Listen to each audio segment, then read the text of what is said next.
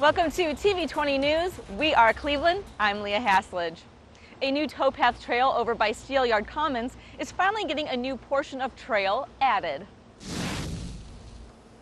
A ceremony for Towpath Trail Stage 1 was held at Steelyard Commons, breaking ground where the new bridge and connecting trails will be built into the existing towpath. Cleveland Mayor Frank Jackson said the towpath will serve as a magnet for people looking to move into Cleveland.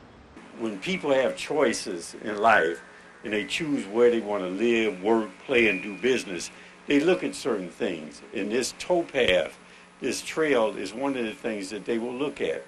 And it will help Cleveland to be a more attractive place, a better choice, and help people make those kind of choices.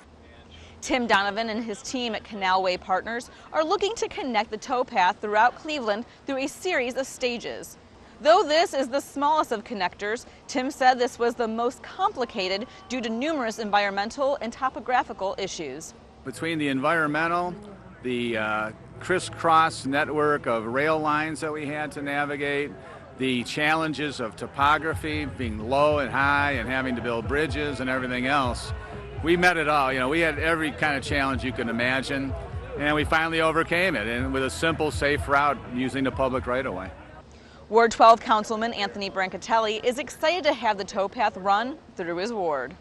This is a very, very important connection. This little link really helps bring all the diverse neighborhoods that we have, whether it's Tremont, Slavic Village, Brooklyn Center. This really brings them all together at epicenter, which will be leading us to downtown.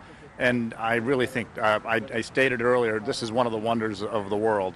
When you look at what this trail is going to be when it's completed, all the way down to Zor and New Philadelphia, it is an amazing connection and really adds a lot of value to our region.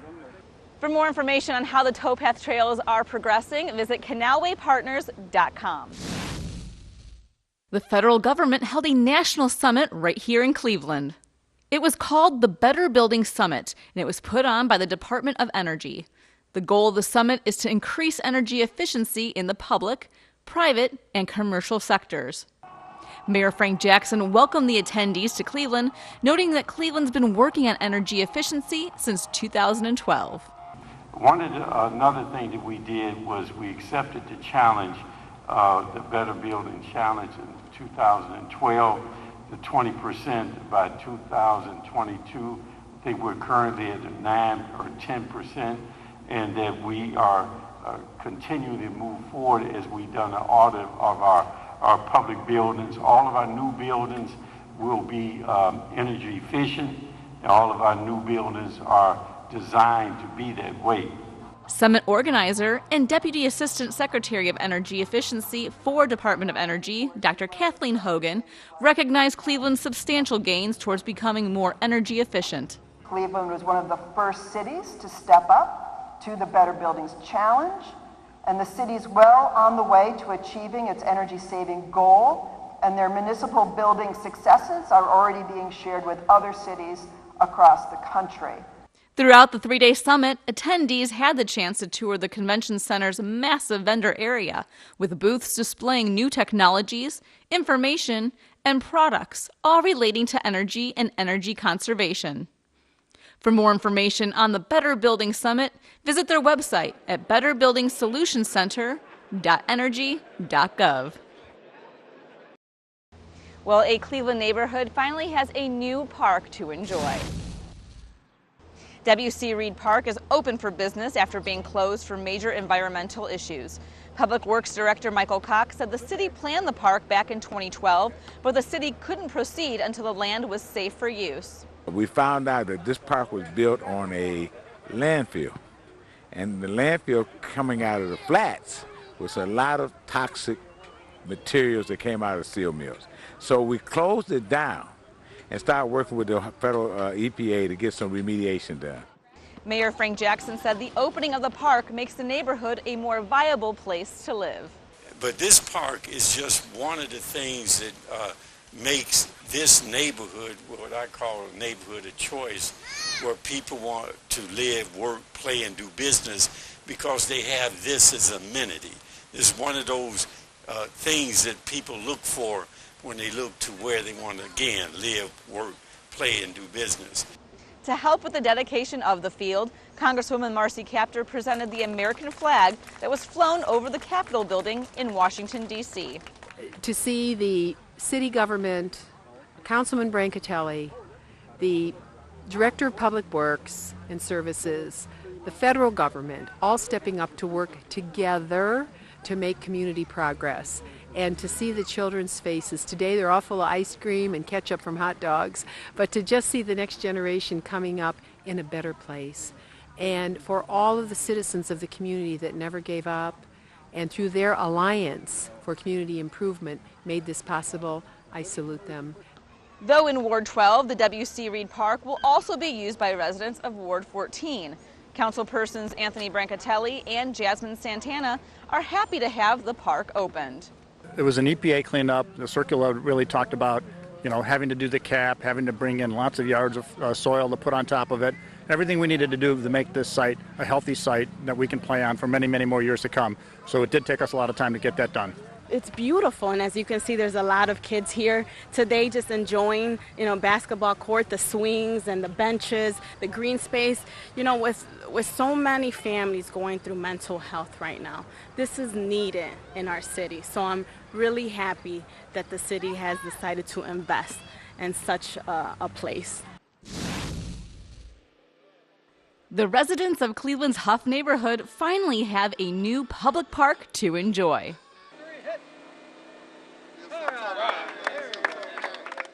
Ward 7 Councilman Bashir Jones, along with City Council President Kevin Kelly, helped to dedicate the newly renovated Memorial Park. Councilman Jones says the new park represents an investment in the youth.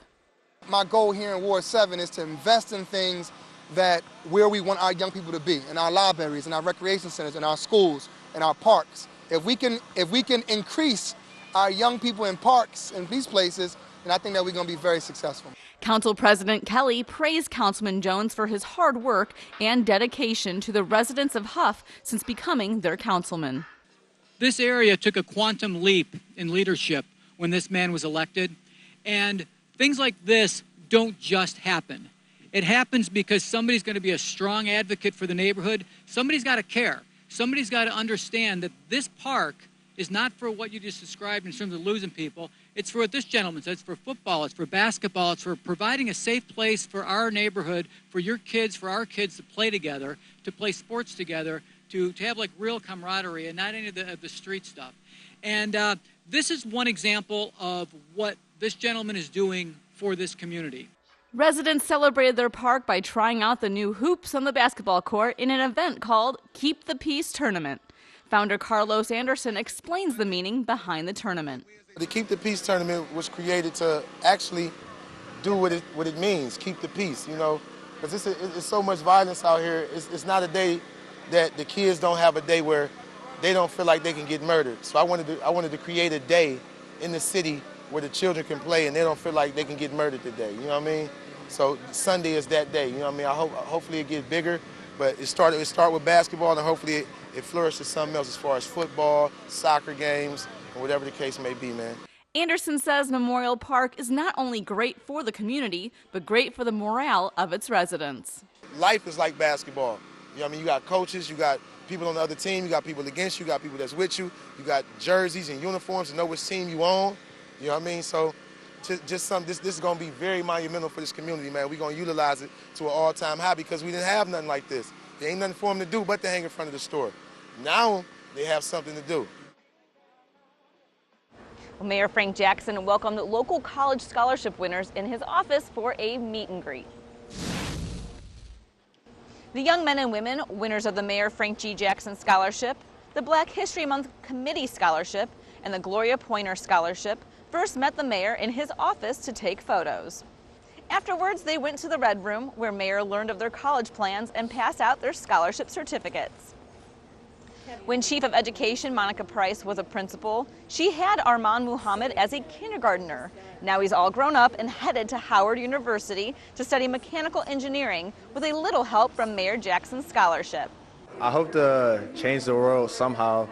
That could be either in manufacturing to help younger children by building different type of infrastructure buildings That could be from starting STEM programs to help younger children get involved in STEM. Jabri Little, winner of the Black History Month Scholarship, is going to Baldwin Wallace to study theater acting. He hopes to use his future success to make an impact on his community. I aspire to be the name of a scholarship myself, like in the near future. I mean, not the near future, but the future. Kamaya Smith, winner of the Gloria Pointer Scholarship, is using her money to help become a chemistry pre-med student at Kent State. When asked how she plans to give back to the community after college, Kamaya says she's already doing that. I already started young. Freshman year, I made this program nonprofit called Beauty Beautiful You, and it's basically like for students combating colorism and hypermasculinity within like the inner city low-income community that represents like where I'm from. So I feel like I just want to, going through the line, just promote education for low-income first-gen students like myself, and just like make sure that college is a priority. The Cleveland Municipal Court, Greater Cleveland Drug Court, just held their 58th graduation class, setting up a new group of people on their path of sobriety and a better way of life. The Honorable Lauren C. Moore, drug court judge at the Cleveland Municipal Courts, presided over the graduation ceremony.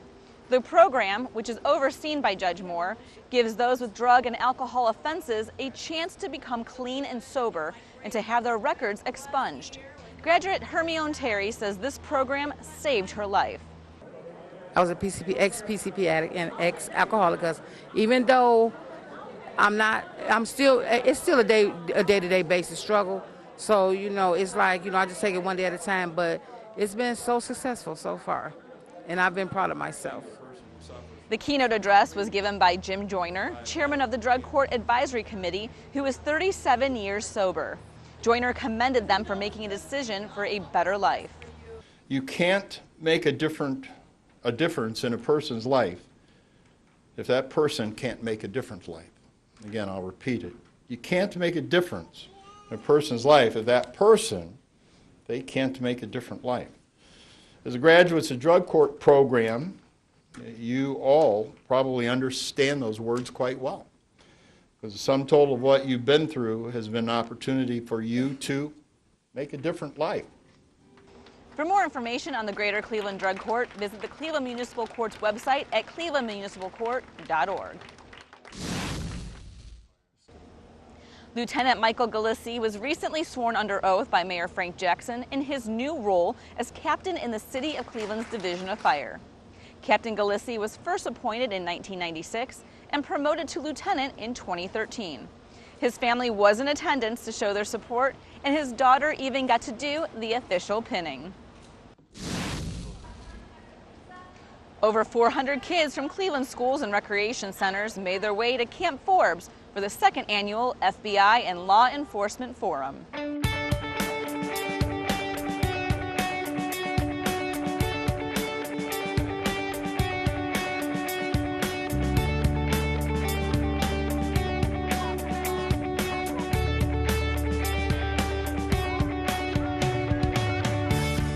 Well, I want the kids to take away that law enforcement is their friends. We're not the enemy. We're not on the other side of the aisle. We're all in this together. It's a community.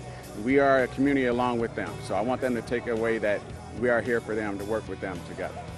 Well, it makes us all feel good that this is a positive attitude and it's a positive energy being poured into this equipment. It's being poured into the opportunity for these young people to see, hey, I'm excited about this. It's a good feeling. It's a really good feeling. It's a positive light. It's just a great opportunity to bring state, local, federal law enforcement together, bring out some of the toys, some of the fun stuff, and some of our people that make up our agencies, interact with some great young kids. There's just no downside. If your first interaction with the law enforcement is a negative one, or somehow you're scared of law enforcement or don't think they're righteous, that's never good. This is an opportunity, again, in a very casual, fun setting to get to know some outstanding young kids. The 5th annual Real Black Friday brought out hundreds of minority-owned businesses to Public Square, where the entrepreneurs had a chance to showcase their products and services. Creator of the Real Black Friday, Larice Purnell, tells us how he came up with the idea for the event.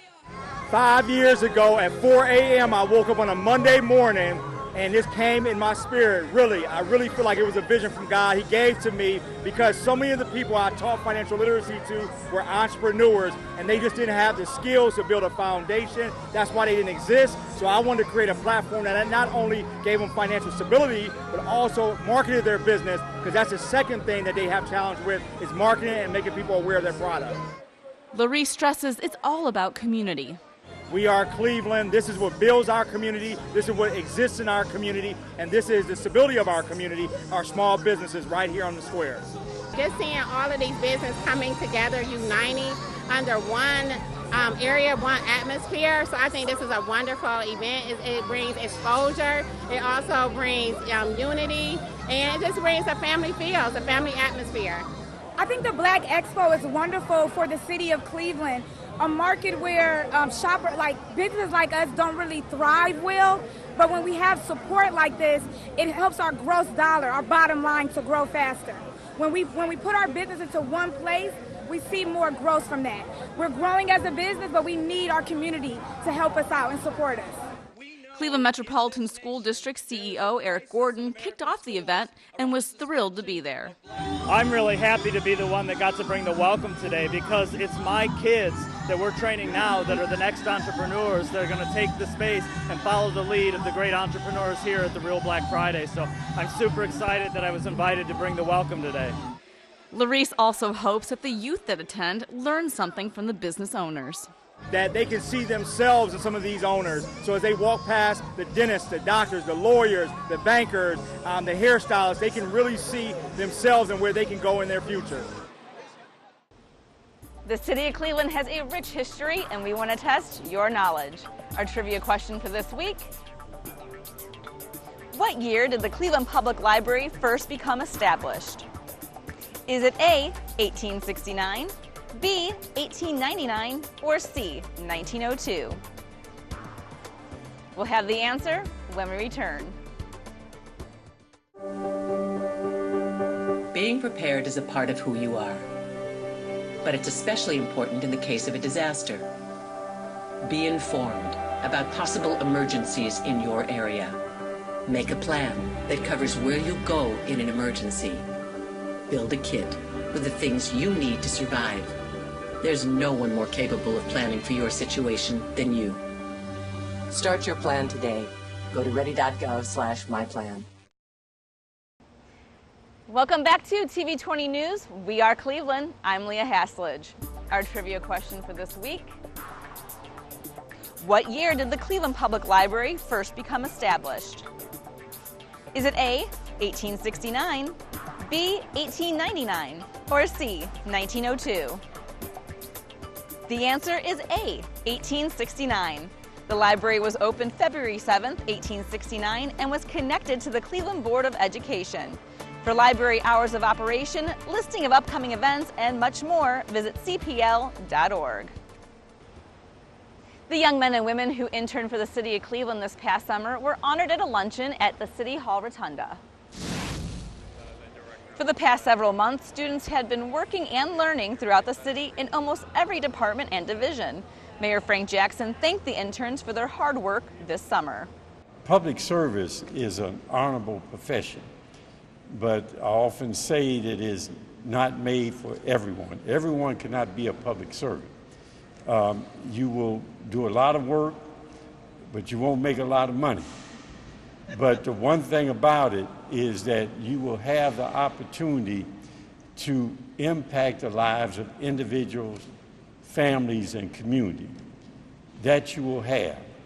The keynote address was given by Tri-C Metro Campus President Dr. Michael Scope. Dr. Scope firmly believes in the benefits of internships towards the success of one's career.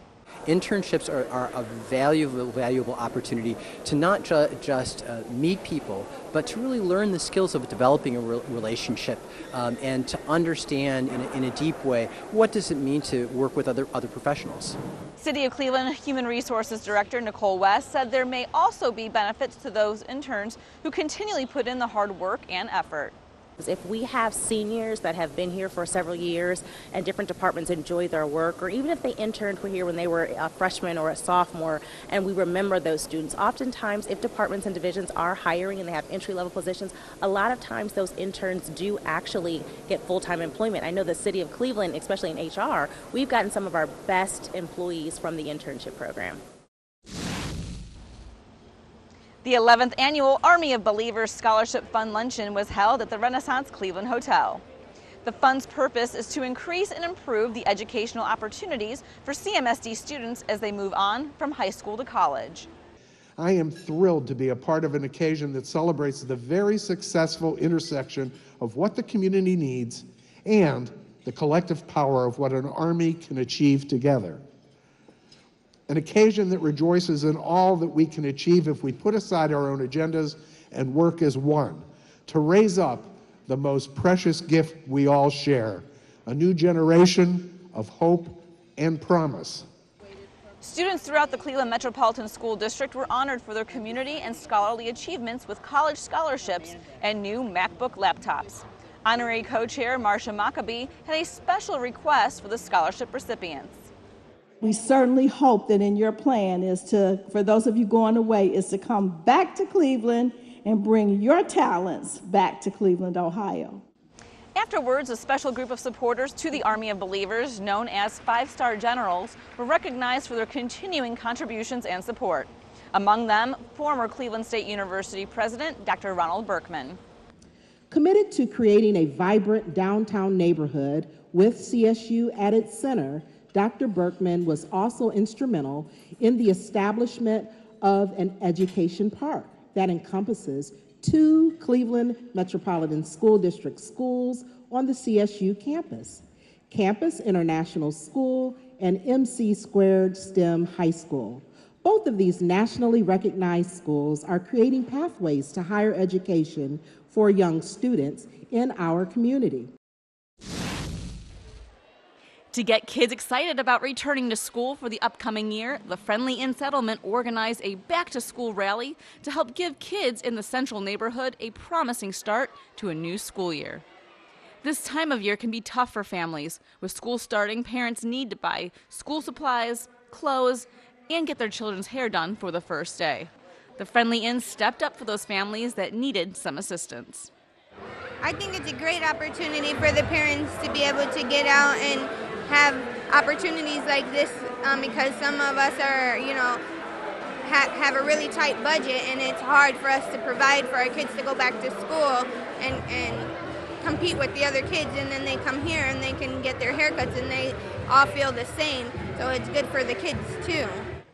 A fresh new hairstyle is definitely a boost of confidence to the youth in the community.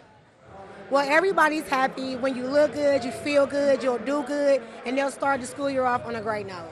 But it's more than just a free haircut. We actually want to inspire the kids and motivate the kids, put some positive energy into them before school starts. Let them know that we're proud of them, that we love them, and that they're doing great things and that they can do anything. They're very excited. I mean, it's helped me out. I don't have to worry about their hair for Monday and then, everything else that comes along with the program. So I'm happy and thankful. Well, they usually say it takes a village to raise a child. It takes a community to make sure we have quality education as well. So we are giving away book bags that have school supplies. It's hashtag Promise Reads. Again, with the partnership with WKYC, we've been doing a lot of different things throughout the year that partners can join us on, as well as giving away books with bookmarks. And we are also giving away school clothes today. We know that during the summer months that we lose a lot in reading and math, particularly around reading, especially for urban youth. So it's critical that we have such events to increase literacy among our youth, as well as to provide them with the necessary resources to be successful in the upcoming year. The Woodstock Black Sox won the 2018 Cleveland Baseball Federation Youth League. To commemorate the big win, the players and their coaches were invited to Mayor Frank Jackson's office, where they received a special proclamation, were treated to ice cream, and a visit from Cleveland Indians mascot Slider.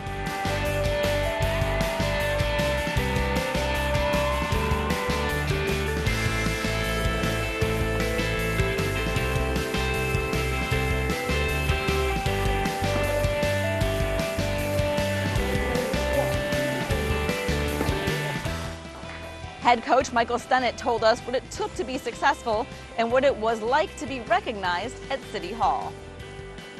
A lot of practice, a lot of preparing.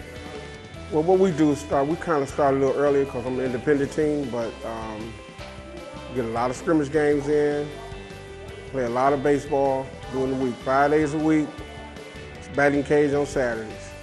It was awesome, man, just to see Slider and the mayor and how the kids really enjoy themselves, so it was a blessing. Athlete Andrew Cole has advice for other kids that play baseball. Work hard, and if you want to really try and push yourself, and if you fail, it's actually going to help you so you can think about what you did wrong. A beautiful sunny day brought out throngs of people to Cleveland's Little Italy neighborhood for a tradition that's over 120 years old. TV20 reporter Dan Monroe has more. It's called the Feast of the Assumption, a Catholic holy day of obligation commemorating the day the Blessed Virgin Mary ascended into heaven. During one part of the Mass, Mary is processed through the streets of Little Italy, followed by the parishioners of Holy Rosary Church. Cleveland Bishop Nelson Perez, who attended for the first time, loved the tradition of the celebration. It's a beautiful celebration of our faith and walking as we pilgrimage, right? We journey through life, which really is the meaning behind the religious procession, right? It's more than a parade. It's not getting from point A to point B. It's reminding all of us that we're on a journey and we're really passing through. Families and traditions are a big part as to why the procession of Mary and the accompanying 5-day celebration have endured for so long. I spoke with Renee Evelyn, who is attending with several generations of her family, the Cinziano family, about why the celebration is so important to her. My grandmother lived right up the street on Coltman Road, and we would come down and stay with my grandma, visit with family, walk up the street, play games in the churchyard, eat some really good pizza at Presti's. It was really good. How important is the family aspect when celebrating the Feast of the Assumption? It's everything. I mean, it's, that's what it's all about. It's meeting with people. Family would always come and go. Everybody would hang out at my grandmother's. It was fantastic. One of the many traditions found at the feast is homemade Italian food, made with recipes passed down from generation to generation. Every year, Chet Marson and his family sets up a booth as an offshoot of Presti's Bakery and sells pastries and pasta made from his grandmother's recipes. My grandmother worked in the bakery as a kid and learned a lot of these recipes and modified her own recipes throughout the years. So what we're seeing here is just handed down tradition and style from real Sicilian bakery and from what was down in the neighborhood from the beginning of all the immigration into the country. Every year the feast brings thousands of people to this little stretch on Mayfield Road to pray, to celebrate, to reconnect with old friends, and to eat. To quote Bishop Perez, this is a good day. It's a day of we celebrate our faith, our love for the Blessed Mother, love for the church. It's a day that we all celebrate Italian culture, and we celebrate family and friendship. It's just a wonderful day that here it's 120 years, right, of this feast going on. So it's a blessing for everybody as you see people gather, people eat, people talk to each other. This is one of the good days. At the Feast of the Assumption in Little Italy, for TV20, I'm Dan Monroe. The Greater Cleveland Sports Commission held their first annual Sunset Sprint 5K at Edgewater Park and Beach as a way to kick off the 2018 USA Triathlon Age Group National Championship weekend. The 5K may bring out local competitors of all ages looking to better their personal record or just to try something new. But for the Sports Commission, it means so much more. Greater Cleveland Sports Commission is a nonprofit. So we're a small local nonprofit that brings large-scale sporting events into the community to help create economic impact. So that's people at our restaurants, our bars, our hotels, just spending money in Northeast Ohio. So since we are a nonprofit, we're always looking for funding, and this 5K is really going to help with that. So hopefully this is something that's kind of going to live on after USA Triathlon leaves, and something that's really going to be a great fundraiser for us, but also really celebrate everything that the triathlon community is doing. Communications manager for the USA Triathlon, Karen McCroney, tells us how Cleveland was selected to host this year's competition.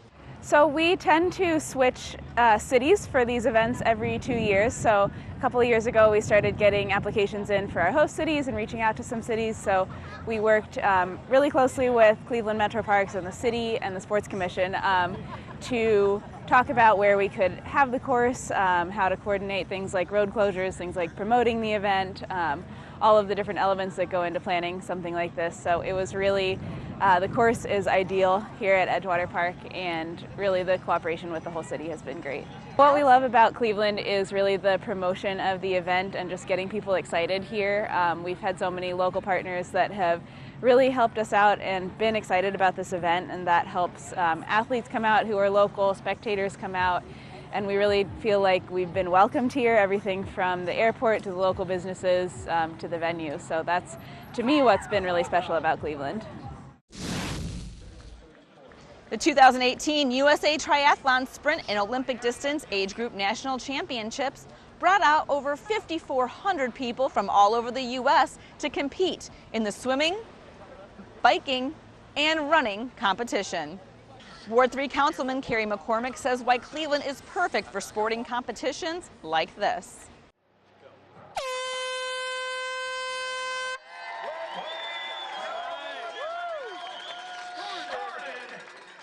Cleveland does big events like this well, and we're blessed with having the beautiful Lake Erie here. So we're really a special city with great people that open their arms to these types of events and visitors.